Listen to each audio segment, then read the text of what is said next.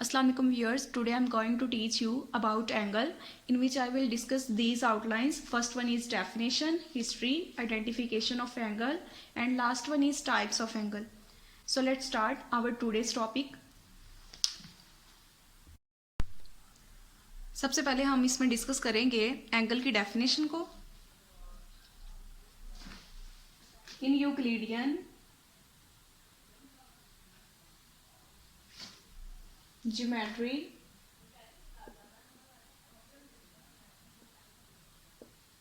an angle is a figure that is formed by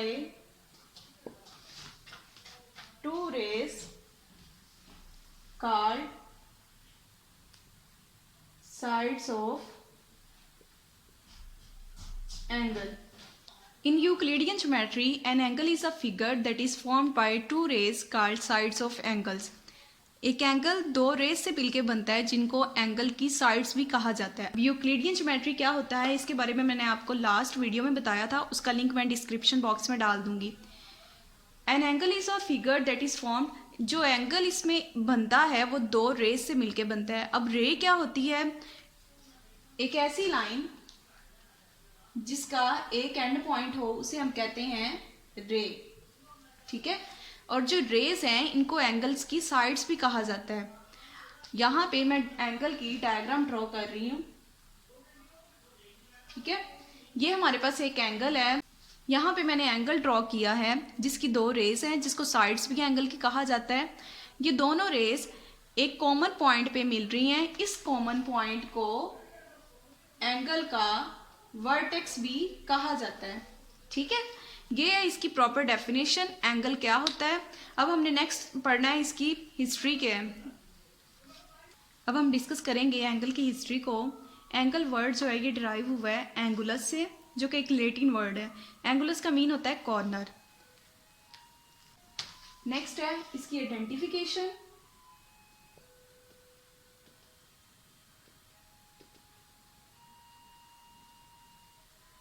ये अभी हमने एंगल की डायग्राम देखी थी.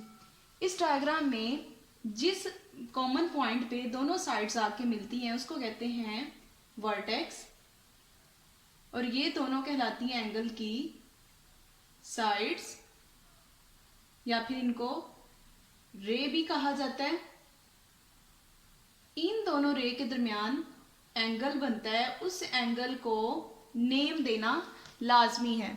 अब इसकी आइडेंटिफिकेशन के लिए, एंगल की आइडेंटिफिकेशन के लिए, इसके लिए हम कौन कौन सा सिंबल यूज कर सकते हैं वो है अल्फा, बीटा, गैमा, थीटा या फिर फाई.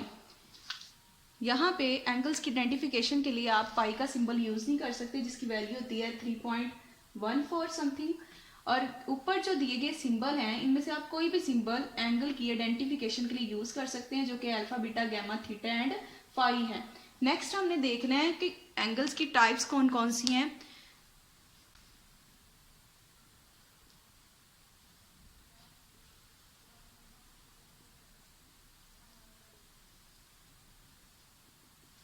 अब हम डिस्कस करेंगे एंगल्स की टाइप्स को. फर्स्ट वन इसकी टाइप है जीरो एंगल. सेकेंड इसकी टाइप है एक्यूट एंगल. एक्यूट एंगल को शार्प एंगल भी कहा जाता है.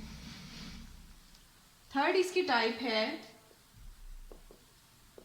Right angle. और फोर्थ इसकी टाइप है ऑब्ट्यूज एंगल. ऑब्ट्यूज एंगल को ब्लंट एंगल भी कहा जाता है.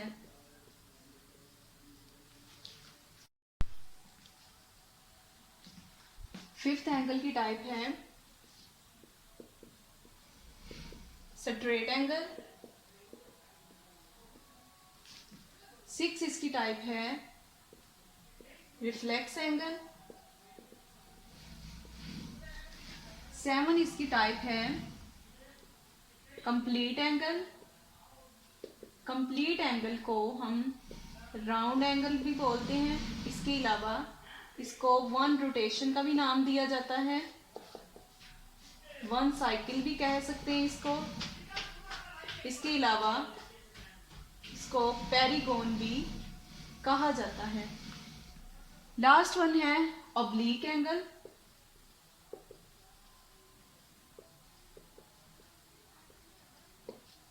ये सारी हैं एंगल्स की टाइप्स। तो हम इसको डिस्कस करते हैं डायग्राम से। अब हम इस डायग्राम के ज़रिए से एंगल के डिफरेंट टाइप्स को डिस्क्राइब करेंगे। सबसे पहले अगर कोई भी एंगल इस लाइन के ऊपर बन रहा है तो उसको हम नाम देंगे 0 डिग्री एंगल का। और दो लाइन जब आपस में परपेंडिकुलर होती हैं तो वो 90 डिग्री का एंगल बनाती हैं। 90 डिग्री के एंगल को हम राइट एंगल भी कहते हैं। और राइट एंगल से जितने भी छोटे एंगल होते हैं, यानी कि 90 डिग्री से जितने भी एंगल कम होते हैं, उनको नाम दिया जाता है एक्यूट एंगल का। Acute angle less than 90 degree होता है, ठीक है। इसके अलावा 90 डिग्री से जो एंगल ग्रेटर होते हैं उनको नाम दिया जाता है ऑब्ट्यूज एंगल का। Obtuse angle greater than 90 degree होता है और लेस देन 180 डिग्री होता है, ठीक है।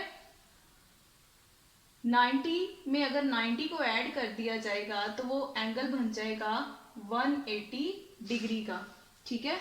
जैसे यहाँ पे 90 डिग्री अगर बन रहा है, यहाँ पे लिख लेते हैं 90 डिग्री बन रहा है, तो वहां पे जो रेडियन होगा वो π/2 रेडियंस होगा और 180 डिग्री पाई रेडियन के इक्वल होता है, ठीक है।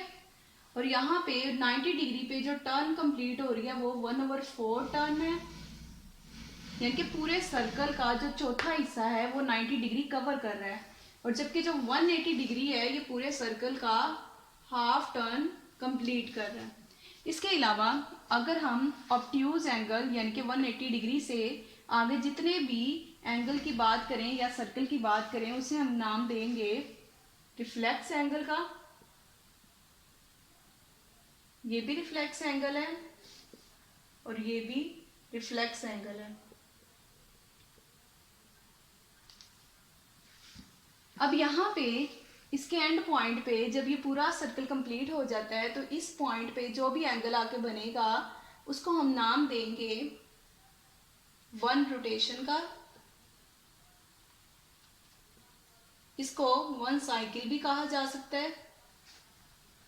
और यहाँ पे जो एंगल बनता है उसको कहते हैं 360 डिग्री एंगल। हमसे हमारे पास जो कंक्लूजन आई है उसको हम साइड पे लिख लेते हैं, यानी कि जो 0 डिग्री एंगल होता है उसको जीरो एंगल कहा जाता है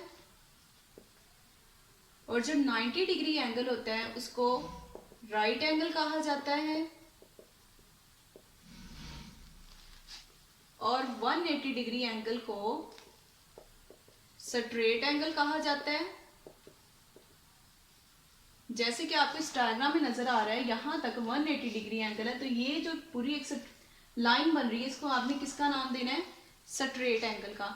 360 डिग्री एंगल को कहा जाता है फुल एंगल, कंप्लीट एंगल भी इसको कह सकते हैं, वन रोटेशन भी कहा जा सकता है और साथ में इसको साइकिल, वन साइकिल का भी नाम दे सकते हैं। सारे एंगल्स जिसको आज हमने स्टडी करना था। अगर आपको इसके बारे में कोई भी कन्फ्यूजन हो तो आप कमेंट सेक्शन में मुझसे पूछ सकते हैं।